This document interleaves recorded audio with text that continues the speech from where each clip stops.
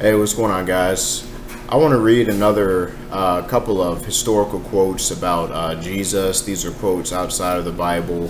They date to the first century, and this quote specifically was written by a historian named Tacticus. He lived from about 56 AD to 120 AD, and Jesus died on the cross anywhere from 30 to 33 AD. Most historians agree. And then when you look at some of the historical documentation about the crucifixion of Jesus and the timeline, you will see that it agrees with that time frame. So this was written, not too far after that. And just kind of like a side note or a tidbit, when it comes to the historicity of historical figures and the testimony and the data about them, the quote that I'm about to read you comes in such a time frame that it is so close to the time of when Jesus lived that if this was talking about any other historical figure, it would be an absolute gold mine for data and evidence about that person. But this quote has a lot to do with the followers of Christ, which just confirm, that Christianity was based on a historical figure named Jesus. But it says, consequently, to get rid of the report, Nero fastened the guilt and inflicted the most exquisite tortures on a class hated for their abominations, called Christians, by their populus Christus, and that's Latin for Christ, from whom the name had its origin, suffered the extreme penalty during the reign of Tiberius at the hands of one of the procurators, Pontius Pilate, and the most mischievous superstition, thus checked for the moment, again broke out not only in Judea, the first source of evil, but even in Rome, where all things hideous and shameful from every part of the world find their center and become popular. So Tacticus is talking about when Nero, he blamed the Christians, I believe, for a city burning down. But in the quote, he says that the Christians got their name from Christ, and he even confirmed some historical nuggets about the way Christ died. He suffered the extreme penalty during the reign of Tiberius Caesar at the hands of Pontius Pilate, all confirming the biblical narratives of Christ. So here is where I challenge you to do something, okay? I challenge you to think beyond your presuppositions and your preconceived notions. What I mean by that is you may be listening to this video and you may have a presupposition or a bias against the supernatural, against the idea of anything supernatural happening, okay? The scriptures testify about historical events that happen and are confirmed by other historical documents, by archaeology and things of that nature. This is just one of the many examples. You have this historian who was a Roman guy who had no interest in promoting Christianity. I mean, you see the way he talks about Christians in his quote, but he confirms things because these things really happen. The Gospels also talk about miracles. They talk about the miraculous conception in the womb, that Mary was with child by the Holy Spirit of God. They talk about angelic testimony. It talks about how an angel Gabriel appeared to Mary and to Joseph to announce the birth of Jesus Christ.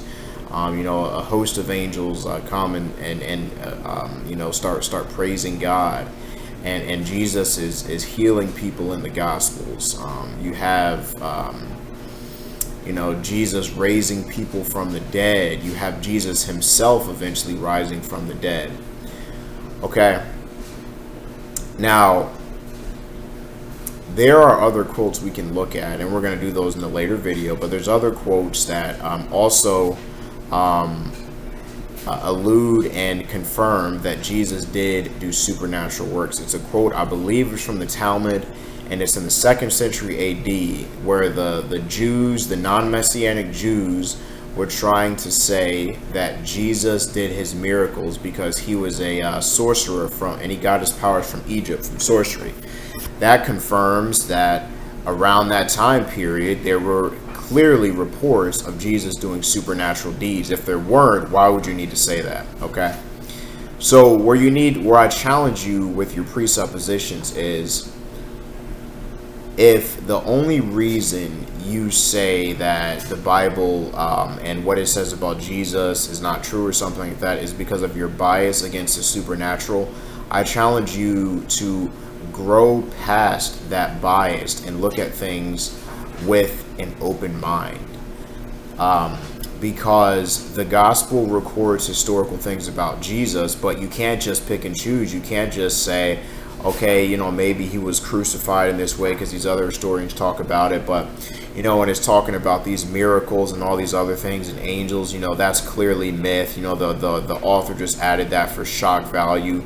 Well, you say that because your presupposition doesn't allow you to believe in the supernatural. I challenge you to go past that, okay, and to look at the gospel accounts, Matthew, Mark, Luke, and John, as the historical biography that they are.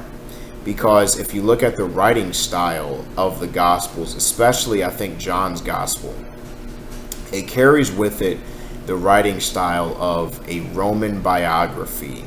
How the Romans would write their biographies of their historical figures.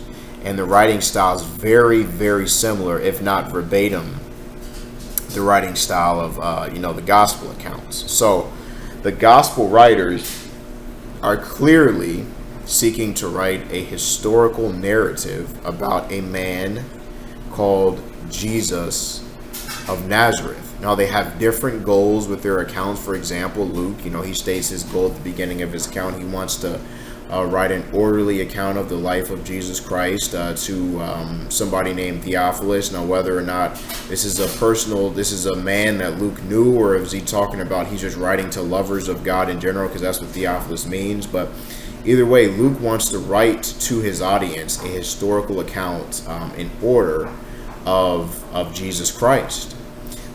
John, he wants to write about Jesus in a way that's going to cause you to believe that he's the Son of God. And he's going to record events and different things that Jesus says that's going to help build that belief in you. But every gospel writer is writing historical truth. That's their goal, okay? And, the quote we just read is just one of the many things that, once again, confirms these events. So just challenge you to go past your presupposition, guys. Just something to consider, food for thought. Until next time, I'm out. Peace.